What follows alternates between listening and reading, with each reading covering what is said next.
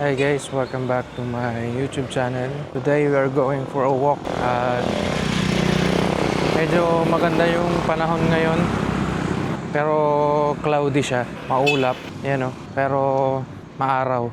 So sana hindi tayo abutan ng ulan. I think this is our fourth time again na maglakad since natigil ako sa paglalakad nung December bago magpasko. Natigil yung pag-walking natin. So ngayon lang ulit natin nabalik. Lalo na nung time na yung pasok namin is 7 a.m. to 6 p.m. Gawa nung titipid nga daw sa kuryente yung LGU. So nung time na ginawa nila yung 7 to 6, natigil din ako na maglakad-lakad. So ngayon lang ulit nakakapaglakad-lakad dito sa highway gilid ng kalsada.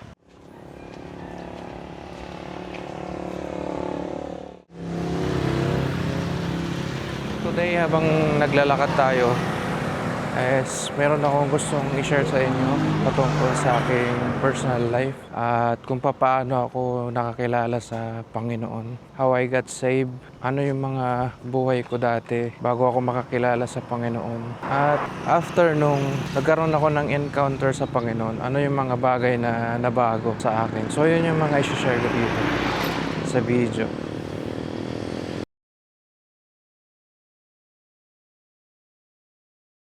So way back 2014 is yun yung time na nakakilala tayo sa Panginoon. Year 2014, which is I think mga 12 years from now. So matagal na rin na panahon. So 12 years na rin tayong Christian at nakakilala sa Panginoon.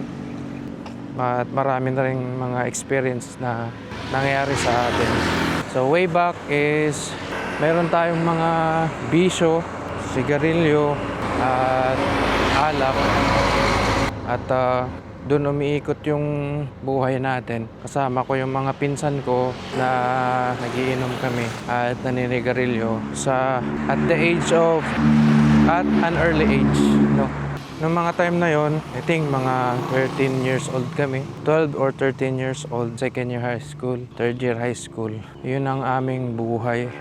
So maraming kalokohan, maraming mga ginawang hindi maganda dahil sa bisyo at barkada. Minsan doon kami nagiinuman sa mga boarding house ng mga kakilala namin.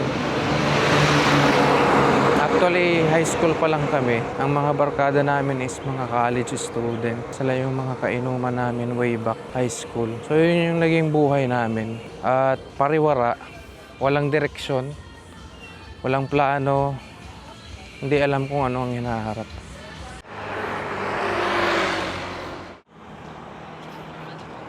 Sa madaling salita is way back is wala talagang personal na relasyon sa Panginoon. At kumbaga pariwara lang yung buhay na meron.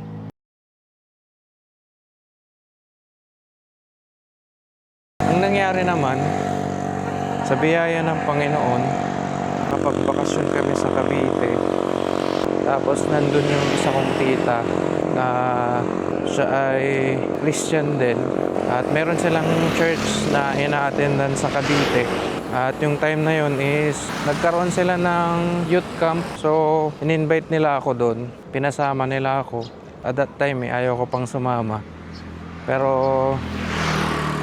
pinilit pa rin nila ako na sumama.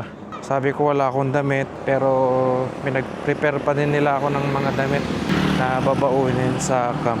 3 araw yung camp na yon. Marami din akong nakilala ng mga kabataan na kagaya ko din. May mga bisyo din na pareho kung ano yung mga ginagawa ko. So na-invite din sila doon at nung time na yon, nagkaroon ng preaching ng salita ng Panginoon. Hindi ko kilala at hindi ko na maalala kung sino yung mga preacher sapagkat bata pa ako noon, umattend lang ako. Pero at that time naunawaan ko yung kaligtasan. Nung second night ng camp, na-preach yung kapahamakan ng lugar ng impyerno. And nung third night na, doon naman yung pinitch yung kamatayan ng Panginoong Jesucristo. At kailangan kong tanggapin ng Panginoon, kailangan kong mag-decide na tanggapin ng Panginoon bilang Panginoon kong tagapagligtas. So, naunawaan ko at that time na ako ay makasalanan. Alala ko yung mga bisyo ko. So, sinulat pa nga namin yun sa papel. Lahat ng mga bisyo namin. Tapos, sinunog namin that time. At that time is tumanggap tayo sa Panginoon bilang Panginoon natin at tagapagligtas. At doon nabago yung perspective na meron tayo. Nabago yung pananaw natin sa buhay. Nabago yung kung ano yung dating habit. That time right away, nung tumanggap ako sa Panginoon, ay nagkaroon ng malaking pagbabago sa buhay. Pagbalik ko dito sa probinsya, dito sa lugar namin sa Infanta, Pangasinan, is tinalikuran ko na yung bisyo, yung pag-iinom at paninigarilyo. Yung mga kaklase ko dati, nagtataka din sila bakit wala na akong bisyo, hindi na ako umiinom. So, kasi nga, naunawaan natin yung kaligtasan. So, yun yung encounter ko sa Panginoon. Lubos kong naunawaan na pwede palang matiyak yung kaligtasan. So maraming nabago sa akin, maraming pangit na attitude. Bagamat hindi tayo perfect, pero maraming nabago sa atin. Hindi tayo perfectong tao, makasalanan pa rin tayo. Pero by the grace of God, nung naligtas tayo, nakakilala sa Panginoon, maraming nabago. Mga bisyo na tanggal at ilang mga attitude na hindi maganda sa atin.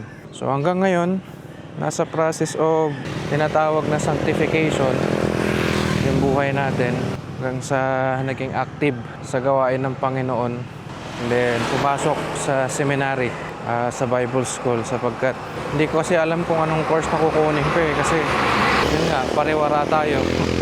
Hindi natin alam kung anong mga plano sa buhay. Kulang din tayo sa guidance. Walang nagsabi sa atin na ganito, may mga ganitong course, ganitong school.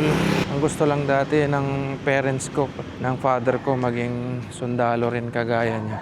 Pero yun nga, dahil hindi ko alam yung gagawin ko, is nakapag-decide ako na mag-seminary muna bago ako pumunta ng college. And yan ang isa sa mga the best decision na ginawa ko. Kasi doon na tuto ako ng maigi sa salita ng Panginoon at lumago spiritually at na-train. And then naging way yun para mas lalo pa tayong makatulong sa home church. Kasi nung pagbalik ko dito sa province, question nga, pagbalik ko dito sa Infanta from Cavite, wala akong idea sa mga religion or sa denomination. Ang alam ko lang, nasa iba ko, yung idea na tumanggap ka sa Panginoon at pag namatay ka sa langit ka pupunta. So pinanghawakan ko yun kasi yun ang pangako ng Panginoon. At nung bumalik ako dito, yung aking mga kamag-anak pala ay matagal na akong pina-follow up, sinusoluin. Hindi ko na mamalayan kasi nga hindi natin naiintindihan at medyo matigas pa yung puso natin at that time. So nung bumalik ako dito sa Infanta, nagpatuloy ako sa church ng mga kamag-anak ko dito sa Bible Baptist Church. Yun, nagpatuloy tayo at under our Pastor Jun Martinez, patuloy na lumago tayo sa gawain ng Panginoon. And now, by the grace of God, is mayroon tayong mga ministry sa church. Sunday school teacher at song leader sa aming church. And we are not deserving sa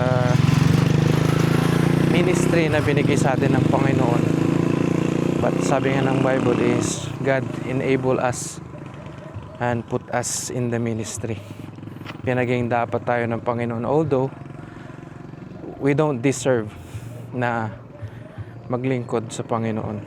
Dito na tayo sa tulay. Ano pa din? Cloudy kasi. Hindi masyado nakikita yung araw. Pero sa gilid ng dagat, maganda yan.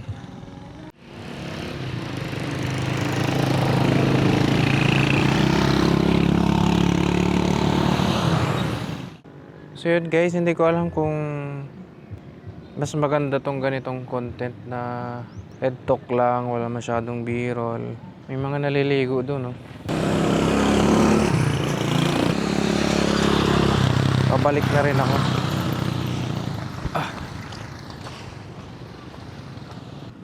Let's go. Let's go back.